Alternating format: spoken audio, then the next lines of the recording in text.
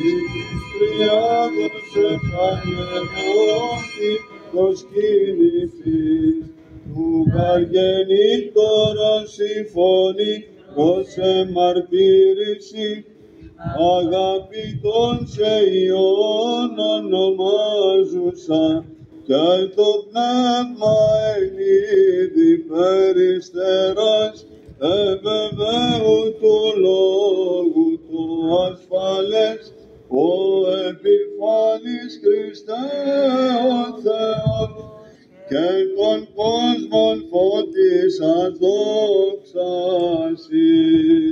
Εν Ιορδάνη βαπτιζομένου σου, Κύριε, ή της τριάδος εφανερώθη προσκύνησης, του γαργενήτωρος η φωνή προς εμαρτύρηση, αγαπητόν σε Υιόν ονομάζουσα, και το πνεύμα εν είδη περιστεράς, ευεβαίου του λόγου το ασφαλές, ο επιφανής Χριστέ ο Θεός, και των κόσμων φώτισας δόξασι.